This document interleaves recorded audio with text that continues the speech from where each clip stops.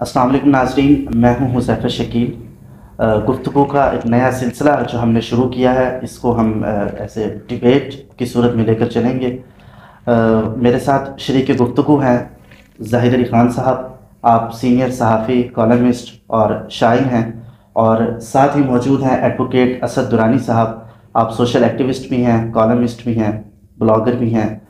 नाज़रीन कराम, हमारा जो आज का मौज़ू गुफ्तगू है वो है काला बाग डैम। तो इस मौजू पर बात करने के लिए दोनों शुरका को पहले 10-10 मिनट दिए जाएंगे अपना अपना मुकदमा पेश करने के लिए, और उसके बाद 3-3 मिनट रिबटल के लिए दिए जाएंगे। ज़ाहिद अली ख़ान साहब बात करेंगे मौजू के हक़ में, और असद दुरानी साहब मौजू के अगेंस्ट बात करेंगे। सबसे पहले मैं आपसे शुरू करूँगा सर, मौजू के हक़ में बात। नहीं, मुकदमा असद दुरानी साहब को कायम कर लेने दीजिए। चलें सर, आप शुरू करें। वो करें। मैं तो मुखालफत में बोल रहा हूँ। हाँ, नहीं कोई बात नहीं। देखिए, बुनियादी तौर पर मैं ये समझता हूँ काला बाग डैम जो है वो उसका हमारे जो पानी का मसला या जो हमारा बिजली का जो मसला है पावर का, उसमें काला बाग डैम एक इर्रेलेवेंट चीज़ मैं समझता हूँ कि ये है। इसकी कोई रेलेवेंस बुनियादी तौर पर मैं नहीं समझता कि है। और उसके ऊपर एक अक्सर सिंध के कुछ लोगों को मैंने पढ़ा और उन्होंने एतराज़ किया कि काला बाग डैम जो है अगर बन जाता है तो इसका जो कंट्रोल है, पानी का कंट्रोल पंजाब के हाथ में चला जाएगा, जो कि मैं समझता हूँ कि बिल्कुल एक इलॉजिकल किस्म का एक एतराज़ है। लेकिन जब मैं एक ऐसी कंपेन देखता हूँ कि जो काला बाग डैम को रेलेवेंट रखने के लिए की जा रही है मीडिया के अंदर, स्पेशली मुशर्रफ आता है और मुशर्रफ कहता है कि काला बाग डैम को बनना चाहिए। क्यों कहता है वो भाषा डैम के बारे में ये बात क्यों नहीं करता? उस करदू डैम के बारे में ये बात क्यों नहीं करता?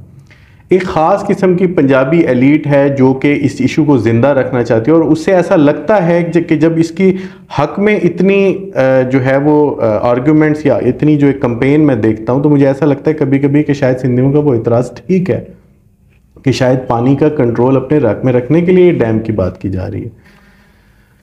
बहरहाल हम उससे आगे बढ़ते हैं। मैं ये समझता हूँ कि डैम जो होता है वो बेसिकली आपकी दो बुनियादी चीज़ों के लिए बनाया जाता है। एक है वाटर स्टोरेज और दूसरी है पावर जनरेशन। तो पहला पॉइंट मैं वाटर स्टोरेज के ऊपर बात करूँगा कि क्या वाटर स्टोरेज आपको ज़रूरत तब है पानी की जब आपके पास पानी स्टोर करने के लिए हो। तो क्या हमारे पास पानी है स्टोर करने के लिए? एक बहुत बड़ा सवाल है। मैंने कुछ डाटा जो मेरी एक्सेस में आया, 90s का डाटा था, वापडा ने उसको रिलीज़ किया, और उसके अंदर ये पता चलता है कि जो नॉन फ्लड ईयर्स हैं उसमें तकरीबन हर साल हमारे पास 5 से 6 मिलियन एकड़ फीट पानी जो है हमारी ज़रूरत से कम होता है। उसके मैं ऐसे आपको बताता हूँ कि 1991 का जो वाटर रिकॉर्ड है उसके तहत 117 मिलियन एकड़ फीट आपने चारों सूबों को देना है, और 10 मिलियन एकड़ फीट आपने अरेबियन सी में डालना है। ये भी उसका एक हिस्सा है। अच्छा, अब 117 मिलियन, अब होता क्या है कि जो नॉन फ्लड ईयर्स के अंदर आप 5 से 6 मिलियन या 7 मिलियन एकड़ फीट नेगेटिव में जाते हैं। तो फिर बात यह कि जब आप हर साल 6 मिलियन एकड़ फीट पानी आपके पास कम है तो आप नया डैम बना के स्टोर कहाँ से करेंगे? अब एक आर्गुमेंट ये दिया जाता है कि जी फ्लड का पानी आता है तो फ्लड का पानी आप उसमें स्टोर कर दें।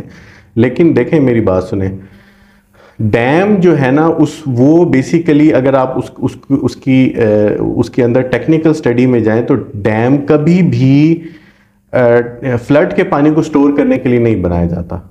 फ्लड के पानी को स्टोर करने के लिए इसके लिए एक और डैम्स, रनअवे डैम्स बनाए जाते हैं।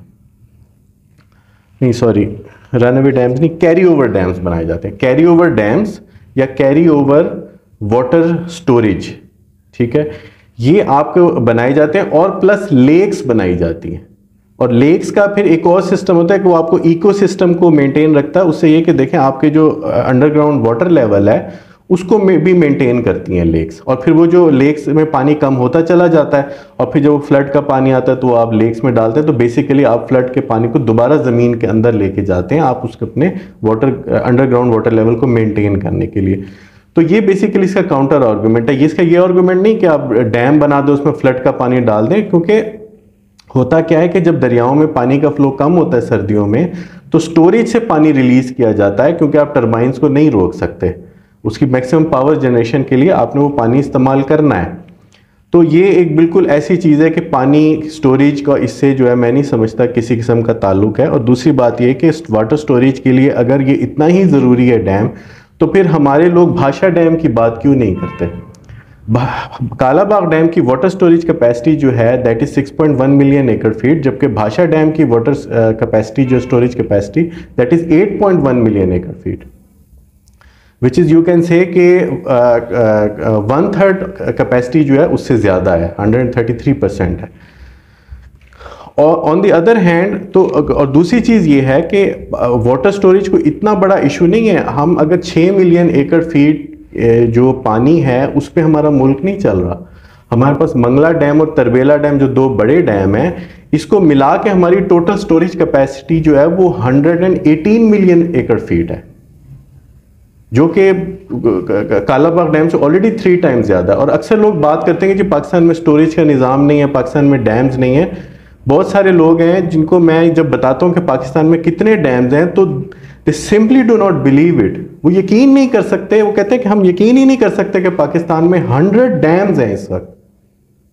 वी हैव गॉट 100 डैम्स इन, छोटे और बड़े मिला के। और जिन डैम्स जो छोटे डैम्स जो 15 फुट से ज़्यादा हाइट के जो डैम्स हैं, जो छोटे डैम कंसिडर नहीं किए जाते, they are above 70।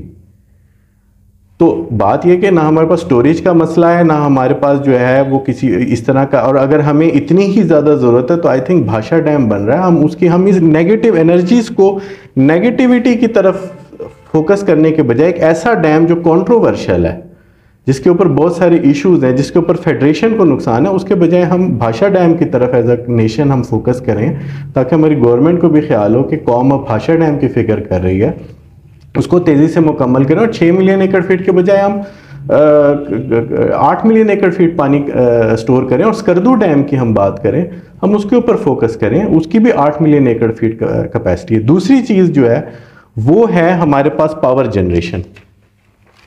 Power generation जो है उसका इशू ये है कि हमारे पास जो कालाबाग डैम की कैपेसिटी है वो 2400 मेगावाट से लेकर 3600 मेगावाट है, ठीक है।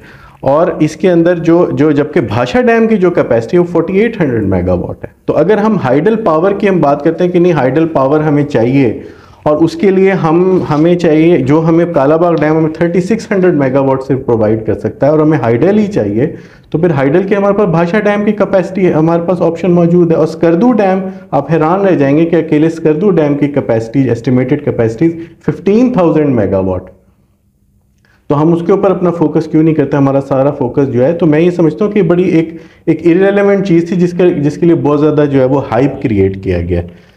अच्छा, अब ये दो चीज़ें तो आ गई। तीसरी चीज़ जो इसमें बहुत सबसे ज़्यादा इम्पॉर्टेंट है वो है हमारा इकोसिस्टम।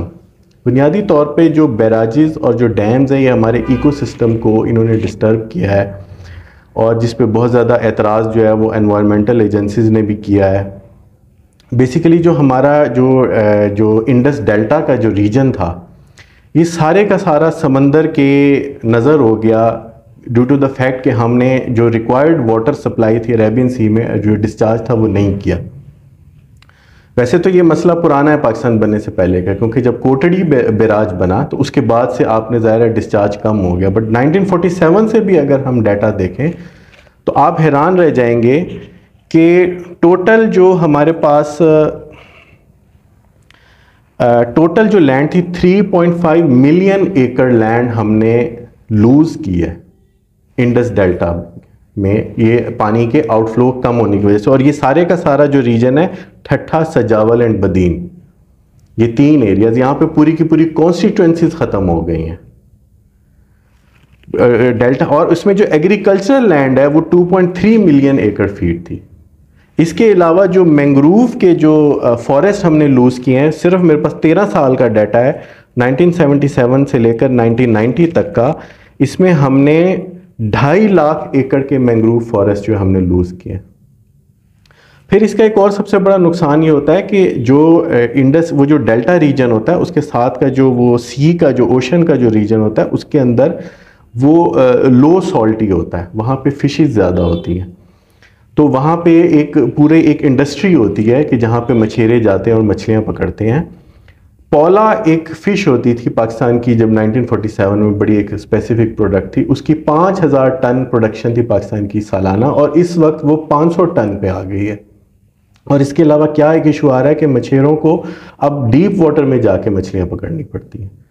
तो ये पूरा एक इकोसिस्टम जो है ना हम ख़राब कर रहे हैं पूरा। और इसके अंदर एक और इस वक्त जो सबसे बड़ा इशू ये है इकोसिस्टम के हवाले से कि 1991 के अकॉर्ड के मुताबिक 10 मिलियन एकड़ फीट हमने पानी देना है अरेबियन सी में, बट अनफॉर्चुनेटली सिर्फ हम 24 ईयर्स 72 में से 2019 तक का मैं डेटा बता रहा हूँ कि 72 में से सिर्फ 24 ईयर्स ऐसे थे जब हम 10 या 10 मिलियन एकड़ फीट से ज़्यादा पानी दे सके हैं। जी मुझे पता है 10 मिनट हो गए, लेकिन आखिरी पॉइंट आप सुन लें, बाकी मैं रिबटल में बता दूंगा। 48 ईयर्स तक हम 10 मिलियन एकड़ फीट नहीं दे सके। और एक आखिरी बात, international union of conservation of nature which works under the umbrella of UNICEF, उनकी रिक्वायरमेंट है कि हम हर साल 27 मिलियन एकड़ फीट पानी अरेबियन सी में डालें with the outflow of 0.3 million cusec. और हमारा अकॉर्ड भी जो है 227 के बजाय सिर्फ 10 मिलियन एकड़ फीट का है, और वो भी हम पूरा नहीं दे रहे। सर आप मेरे गुफ्तगू का आगाज़ करें।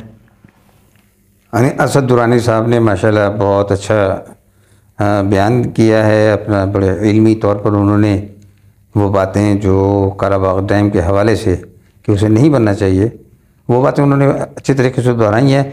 लेकिन मैं कालाबाग डैम के हक़ में कोई मज़ीद बातें करने से पहले आखिरी 2 बातें जो असद साहब ने की हैं उसका जवाब मैं पहले देना चाहूँगा। तो असल में ये ठट्टा बदीन वगैरह के जो इलाक़े हैं ये किसी बैरज की वजह से जो है उनको नुकसान नहीं हुआ। उनका नुकसान ये है कि आपको मालूम है कि दरिया अपना रास्ता बदलते हैं, और दरिया सिंध ने अपना रास्ता बदला और वो ठट्टा से बहुत दूर से फासला बहुत बढ़ गया उसका। तो जाहिर है जब आपकी जो वाटर बॉडी वहाँ से ख़त्म होगी तो उसके किनारे, और ये मेन ग्रोव होते भी जो हैं डेल्टा इलाकों के अंदर हैं, क्योंकि आपकी जो है हैचरी जो है वो असल में मेन ग्रोव ही होते हैं, मछलियों की पैदाइश की जगह होती है ये असल में। तो ये एक बड़ा नुकसान है, इसमें कोई शक नहीं, लेकिन उसकी वजह डैम नहीं है, उसकी वजह दरिया का अपना रास्ता बदल लेना है। और आपने देखा कि अपने भावलपुर में कितने दरियाओं ने रास्ता बदला। हागड़ा दरिया तारीख का हिस्सा बन गया, दरिया सतलुज जो कभी यहाँ से गुजरा करता था, जो आज आपको वनुर चौक कहलाता है, तो आज देखें वो कहाँ बह रहा है। इसी तरीके से आप भावलनगर तक चले जाएँ तो दरिया सतलुज मुसलसल सड़क से दूर जा रहा है। तो दरिया अपने रास्ते बदलते हैं, उन रास्ते की वजह से रकबे भी जो हैं उनको मुतासिर होते हैं कि ज़रिए पानी नहीं है तो रकबे बंजर हो जाएंगे, गैराबाद हो जाएंगे, और इरिगेशन के मुतबादिल ज़राए हमारे यहाँ है नहीं। अभी जो कोटरी बैराज, ये शक्कर बैराज जो बने हुए हैं, आप देखिए कि ये दुनिया में अनार की जो है ना, यानी सबसे बड़ा ज़रिया है, कैनाल सिस्टम है ये। एक तो हमारा है ना पंजनद, सिंध में सबसे बड़ा ज़रिया जो है कैनाल का, वो ये डैम्स हैं, बैराजेज़ हैं। तो ये तो सिंध की सूरत है। सिंध में असद साहब ने सिंध का हवाला दिया।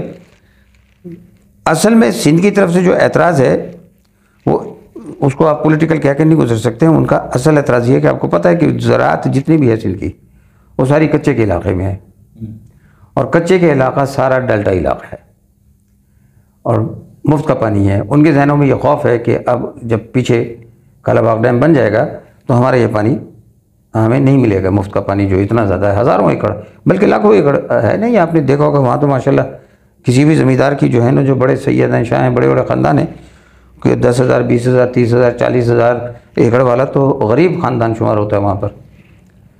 तो ये बुनियादी तौर पर पानी का ये खौफ है। सिंध में जो है ये मिसाल मशहूर है कि सिंध में बहुत झगड़े होते होंगे लेकिन पानी पे कोई झगड़ा नहीं होता। तो उसकी बुनियादी वजह ये पानी की फरावानी है। अच्छा, अब आ जाते हैं हम कालाबाग डैम। कालाबाग डैम क्यों बनना चाहिए, उसकी कई वजूहत हैं। इन्होंने रन अवे डैम्स का जिक्र किया। रन अवे डैम तो तरबेला के साथ भी थे, 17 डैम है, उसमें से हमने गलती से मुंह से निकला था। मैं बेसिकली कहना चाह रहा था carry over dams. Carry over नहीं, मैं रन अवे की बात कर रहा हूँ। रन गलती से मुंह से निकला था वो किसी नहीं, मैं उसकी वजाहत ही कर रहा हूँ कि रन अवे डैम तरबेला की जब बड़ा डैम बनता है उसके साथ रन अवे डैम्स भी बनते हैं। उसकी वजह ये होती है कि आपने सिल्ट रोकनी होती है, सिल्ट रोकने के काम आते हैं रन अवे। यानी पीछे से एक पानी का रेला आया, वो छोटे डैम में रोका, उसमें जितनी सिल्टिंग होनी थी वहाँ हो गई, बाकी आगे फिर आगे, और जब तक वो मेन डैम में पहुँचता है तो पानी निथर जाता है, साफ हो जाता है। तो रन अवे डैम्स का बुनियादी मकसद ये होता है। लेकिन हमारे दरमियान में कहीं आप देखेंगे तरबेला में कहीं नहीं, बीच में डैम नहीं है। और यही वजह है कि तरबेला का इन्होंने अभी जो है 1 लाख एकड़ से ज़्यादा, स्क्वायर फीट से ज़्यादा जो है ना पानी का उन्होंने जो बताया है, तो वो अब मेरा ख्याल है कि 10,000 भी नहीं है।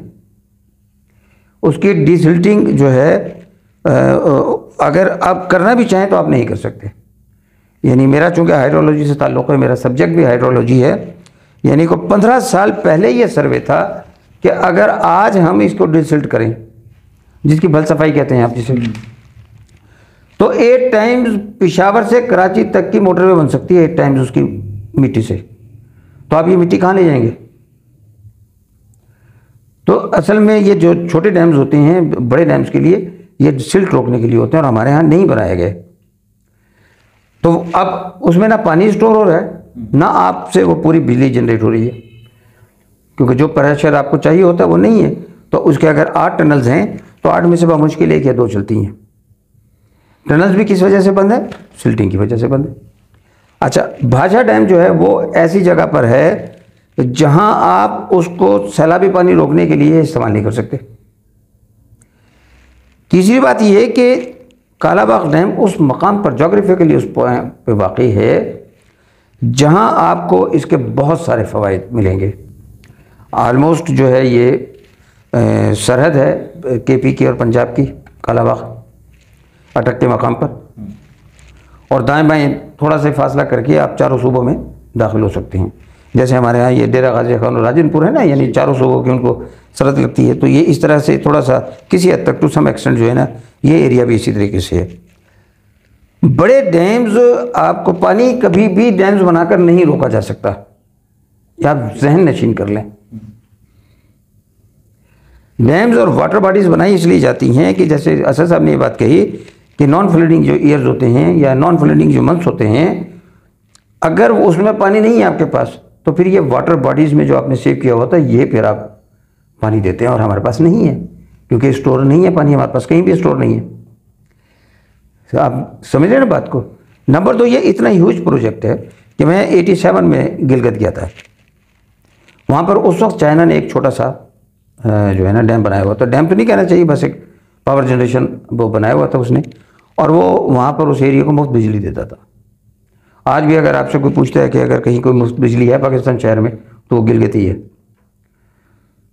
तो ये डैम्स जो हैं ये इसलिए ज़रूरी हैं आपको बनाने, और पानी इसलिए ज़रूरी है कि आपके यहाँ नहरें जो हैं वो कोई चश्मा ही है, पेरेनियल नहरें हैं सारी ना, और जो है आपकी फसलों को पूरा पानी नहीं मिलता। पानी है नहीं तो पानी कहाँ से, तो पानी कहाँ से आएगा? पानी वाकई पलट के ही आएगा। उसे आप झील, वो वाली झील जहाँ जनरेशन हो रही होती है पानी वहाँ स्टोर नहीं होता, जहाँ डैम के साथ अलग से झील बनती है। बावलपुर सतलुज के साथ झील अपनी तजवीज़ है, 90 से तजवीज़ है, रावी के साथ है, जेलम के साथ कहीं नहीं बनी।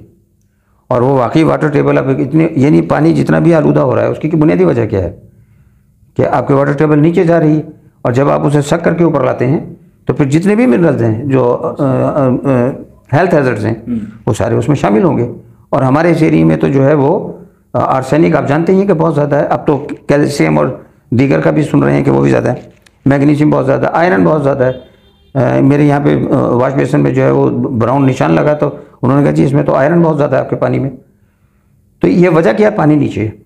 अच्छा, ये तो एक तो इसका पहले का पानी की फ्राहमी, और तीसरा मैं ये समझता हूँ कि ये इतने बड़े मंसूबे हैं कि इससे रोज़गार के मौके बहुत ज़्यादा पैदा होते हैं। लिहाजा मैं 3 वजूहात की बिना पर यह समझता हूँ कि एक तो इससे कि पानी की सप्लाई बेहतर होगी और इससे रोज़गार के मौके, बाकी मैं आगे अगले मरहले के लिए रखता हूँ। तो मैं इसलिए चाहता हूँ कि कालाबाग डैम जो है वो बनना चाहिए। आपके पास नहीं